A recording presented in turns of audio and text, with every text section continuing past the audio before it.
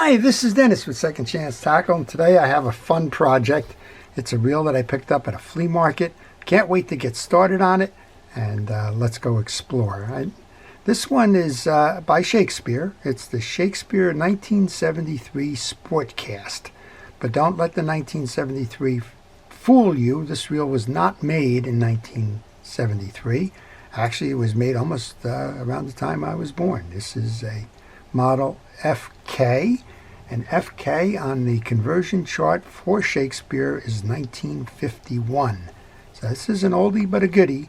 It's a nice, well-made reel. We're going to take it apart. We're going to show you how to service it. It's a little tight. We're going to show you how to service this, and hopefully I'm going to put some line on it, put it on a fishing pole, and see what it does. Beautiful reel overall. So let's get started. We're going to get started by removing the side plate. There's 4 screws that attach the side plate. These are called direct drive reels. There is no anti-reverse on these. I can tell you that I get a lot of questions about how do I fix the failed anti-reverse in a reel like this. Well, the answer is it's not there to fix. And they are quite the reel for the time and for the technology. So put yourself back in 1951, post-war, and well, just had a lot of innovation going on, and a lot of GIs who came back. They want to go fishing and looking for the equipment, and here it is. We've got a spinning post here, so I try to use the pliers, but I always mat underneath it so I don't scar it. And that generally enables me to hold that post. I loosen that hold of the screw, and then I can bring it out. When I take the screws out, I put those into a parts tray, and I always check, are the screws the same? Because if they're not the same, I want to notice where the odd one is. There's 2 more screws that are holding the side plate on. And these reels are relatively simple, straightforward in design. And what does that mean? Well, if it's made with good materials, it means it just doesn't break. So why does it get replaced? Well, technology kind of marches on, right? And so folks like, these are the old-time low-profile bait casters. They would be used in fresh water, and they would be used for bass fishing and the like. And well, they're a little heavy, they're a little chunky, they have slow gearing in it. There's a lot of things going on here that over time get improved, including the materials to make them lighter weight, improve on line guides and the like. And well, people buy the new stuff and kind of retire these, right? I found it, as I mentioned, at a flea market. We should be able to remove the side plate now. Well, we've got the worm gears attached to this, so let's take the handle off. So this is an interesting one. You have the worm gear, and then you have the big main underneath. And if I remember these, this has a nylon gear inside for the main gear.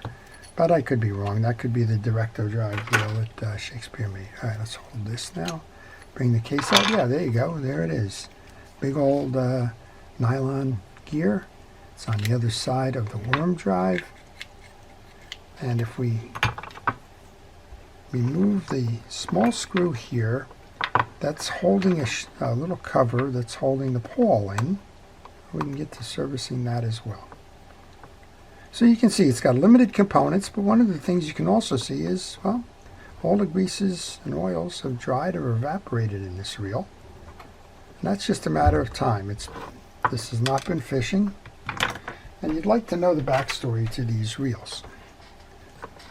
Initially you can think, okay, well, this reel was owned by somebody, maybe somebody's father or grandfather. It's 1951 we're talking about, when it was new. And, well, they stopped fishing. Maybe the next generation decided that they weren't going to fish with the reel. Maybe they did fish with the reel, and the generation after that stopped fishing with the reel. Put it aside, and well, those oils and greases dry up. Just remove the worm gear drive. Notice that we have this pin on the side of that. show you where that pin goes in a moment. This is your pin side here. That's the back end of your main gear. And like all of the reels that we service, one of the things you want to do is you want to clean all the pieces and parts. You want to inspect them for damage. In this case, if it's damaged, you're out of luck. It probably becomes a parts reel. But if you inspect for damage, make sure that everything is in good condition.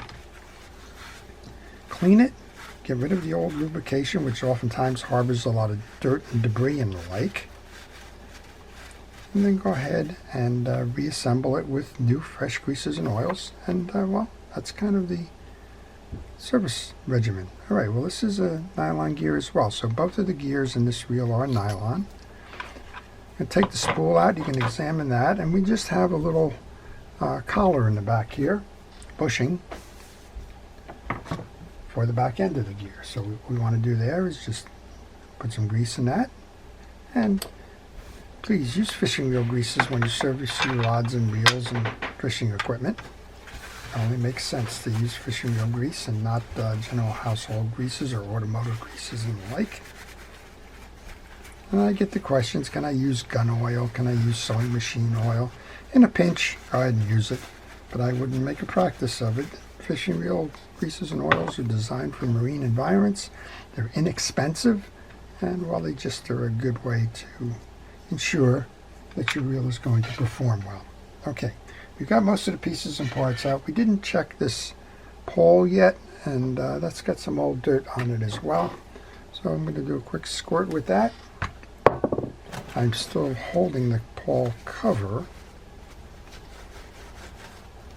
I want to make sure that the shoulders on the pole are in good condition. They are. And we can start reassembling. So again, this is going to be the side that has the main gear. I oil my worm gears. I do not use grease on them. There is a terminal on this side that has the button. So make sure you either oil or grease that. I oil. To assemble your line guide, bring that in. There's a groove in that top bar. Make sure you seat it into the groove. Then bring your worm gear through. And then seat that over the peg on the other side. Next up, we can bring our assembly with the collar. And sometimes, if you're lucky, you have the clearance to do this with your hand. Sometimes, if your hands are big, go ahead and use a micro pliers or something to put that in there. And those of you paying attention, notice that we just had a little fall out of that peg. Don't worry about it, just don't lose it. Okay, and then this is the screw that we removed from that collar. So that's the next piece that goes in. These collars are fairly common. Shakespeare made reels for several different brands that aren't Shakespeare. For example, South Bend. They made a lot of South Bend's baitcasting reels back in the day. So you will find this set up on more than just Shakespeare reels, and in some cases the parts are directly interchangeable. Well, I'm just not having any luck with that little screw, am I? Let's try a different small screwdriver here. I keep my pieces and my tools near at hand.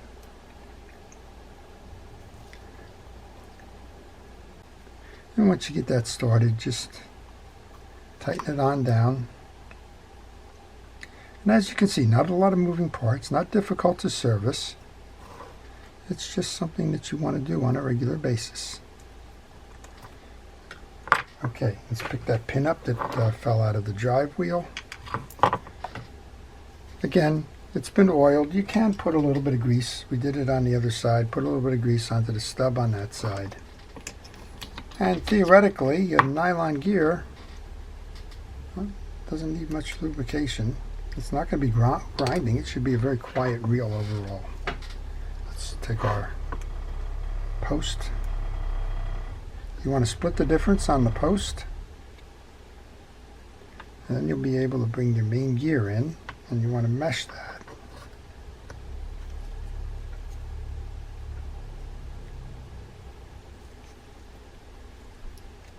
There we go. Mesh it. And then the last part here is a little bit of grease onto the shaft, which is going to come through the body. Take your body and assemble that. Make sure you have a nice tight seal on the case. If you don't, something's amiss. You need to go back and ensure that it's free of stress. You don't need any torsion in that case. If you do, it's not going to spin properly, and it's going to underperform. All right, this one goes. There's 3 more. When I get a reel like this, I like to alternate high and low on the screw sets. That'll keep me going in balance as I reinstall the case. So Shakespeare started making reels before the turn of the 20th century. He was making reels in the 1800s, and he's credited with the level wind mechanism. His observation of how they wound line onto sewing machine spools led him to decide that you could do the same thing in winding line, fishing reel line in particular, onto these spools. And that's how he came up with the level line guide. His business was based in Kalamazoo, Michigan, and well, as I mentioned, it was pretty extensive in terms of manufacturing, and he manufactured not only the Shakespeare reels, but other reels for other brand names. All right, handle is back on. The nut cap goes on. Handle nut, I guess. Call it a cap because it doesn't come all the way through. We'll tighten this up and we'll see how we did. So, a 1951 Shakespeare Sportcast 1973 model. Okay, so how did we do? Well, what did we do first? We took the reel completely apart. We showed you the simplicity in the design of the reel. We found out that there's not a lot of moving parts. There is the level wind guide and the worm gear that's attached directly to the handle, and sitting on that shaft was that huge nylon gear. We found the nylon gear on the spool, a bushing, spool adjusters as well. So you want to move these in and out to center your spool. And well, we put the grease on this side. We oiled that nylon one on that side. A little bit of grease into the cap here. Oiled up the line guide assembly. Checked the pawl, made sure that was serviced. And here's how we did. Look at this. What a nice, smooth, easy turning reel. Again, it's a knuckle buster, so when you cast, this reel is going to back spin on you. When it back spins, if you got your knuckle in the wrong place when you're casting, that's the notion behind knuckle buster. And wow, let's go put this one out there and give it a test, see how we did with some line on it. See if we can catch some fish just like they were doing back in 1951. Well, I hope you've enjoyed that. Before I leave, I want to thank our first responders, our police, fire, safety, rescue, everybody involved in keeping us out of harm's way. I want to thank you, the viewer, for watching. And, well, I want to wish everybody a great day. This is Dennis with Second Chance Tackle.